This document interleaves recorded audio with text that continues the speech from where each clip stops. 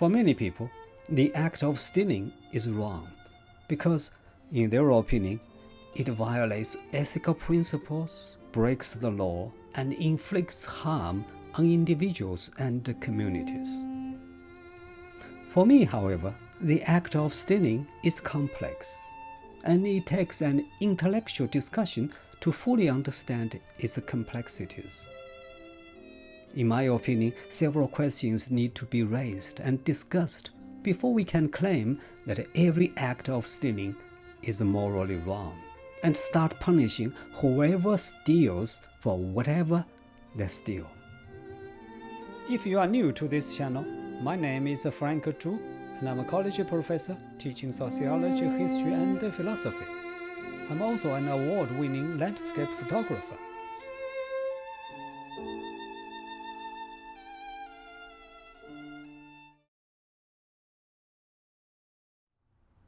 First, can we apply the principle of what is wrong for you may not be wrong for me to the act of stealing? In other words, is it the case that some people may not consider stealing as wrong? Secondly, if stealing violates moral principles and breaks the law, whose principles are they? Who made the law that categorizes stealing as criminal behavior? Thirdly, shall we treat all kinds of theft the same way?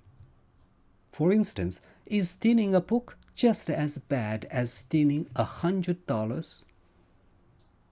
Finally, are there situations where stealing is morally justifiable or even encouraged?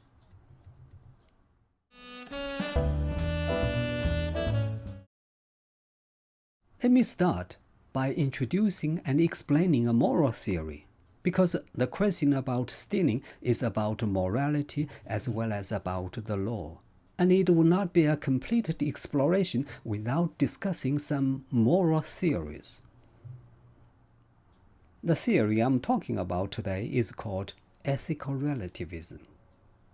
If this term is new and obscure to you, don't be scared, because what it means is actually very simple.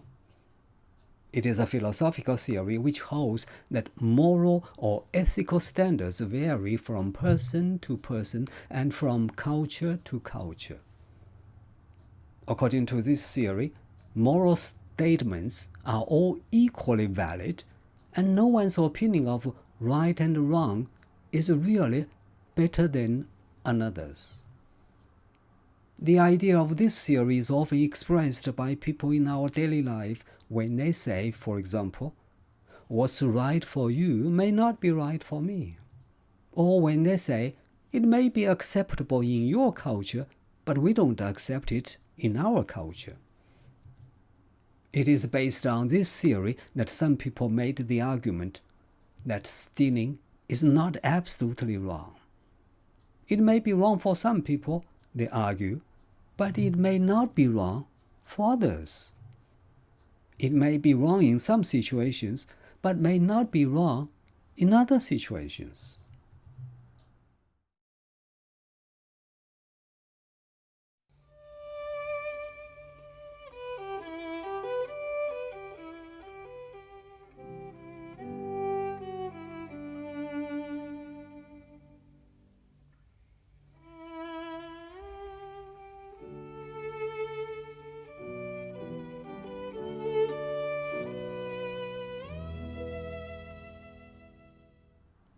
The theory of ethical relativism, in one form or another, has been a topic of philosophical discussions since ancient times.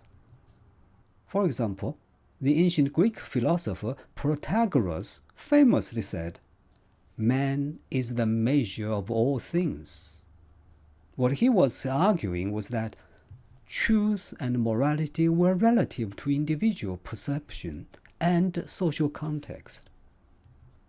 This form of ethical relativism was also advocated by the famous ancient historian Herodotus, who wrote about different social customs and beliefs across different cultures.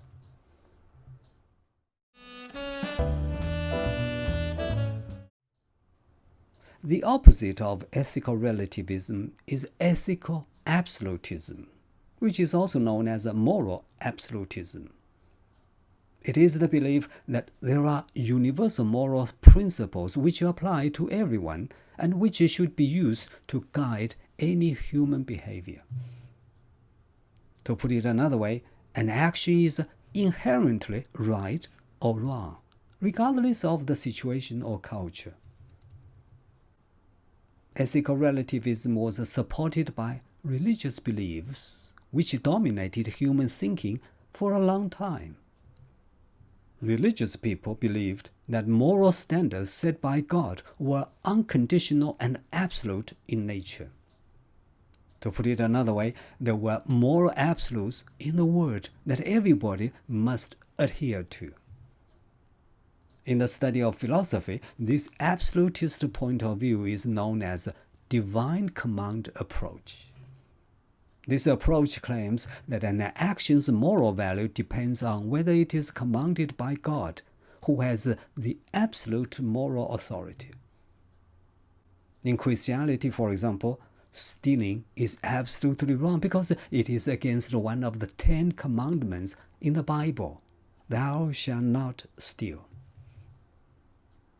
Such divine command absolutism met few serious challenges until the late 19th century, when Charles Darwin put forward the evolutionary theory. According to this theory, human beings were not created by God, but evolved from animals. Also known as Darwinism, the theory questioned the creation theory of the Bible and helped free up human thinking. As a result, moral relativism reappeared and caught more and more attention in political and social sciences, as well as in philosophy. Relativists have since proposed new moral concepts about what action is right or wrong. They insist that if it feels good, do it. More recently, as globalization became a reality, multiculturalism and pluralism became catchwords for relativists. Debates and discussions of any ethical issue became not only possible, but plausible. The topic of stealing, for example, became a subject of open discussions. One argument of absolutists against stealing was that it violated property rights. However, according to relativists, there was no such thing as private property at the beginning of human history. It was the hunting and gathering society in which people shared everything and everyone relied on everyone else for existence. As people settled down, acquired more skills and tools, and could produce more food, they no longer relied on one another. The concept of private property thus emerged. Those who had more property than others acquired more power and became the ruling class. As they became fearful of their property being shared by others, they created laws which would punish people who took away others' property. Stealing thus became a crime. Besides, the rich and the powerful always control the mass media, so they promote the idea that stealing is morally wrong. However, for those who had no property, stealing was never a crime. Therefore, supporters of ethical relativism argue that stealing is wrong for the haves, but it is not wrong for the have-nots.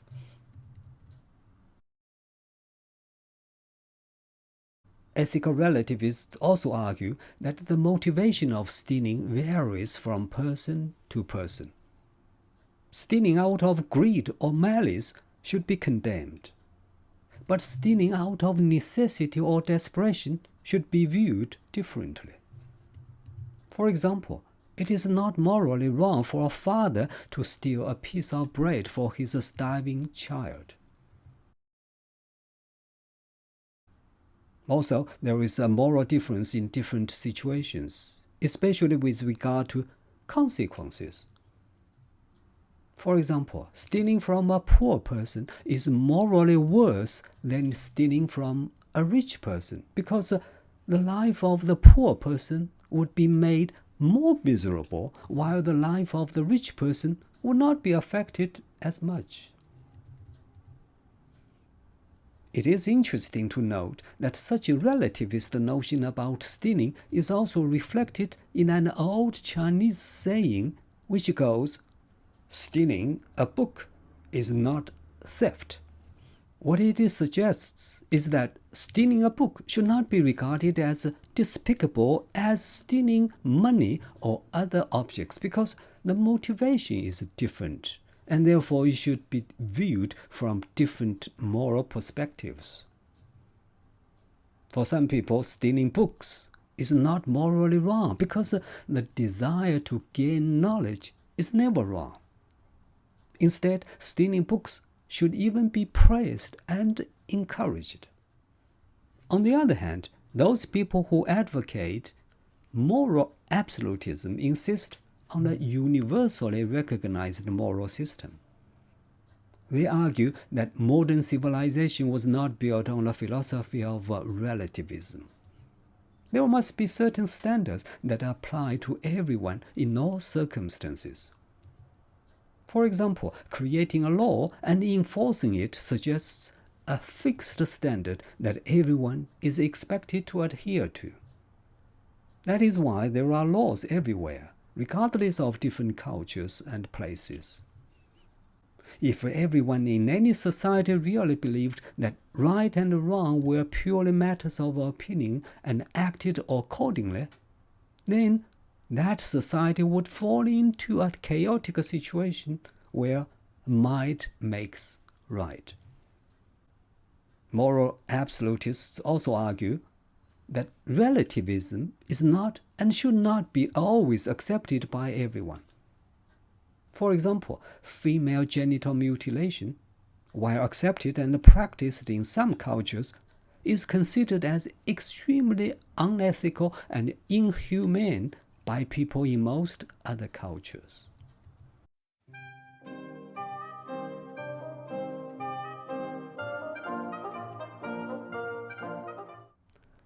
Well, I think that is all that I wanted to talk about in today's video. As always, thank you so much for watching this video, and hopefully I'll see you in the next one.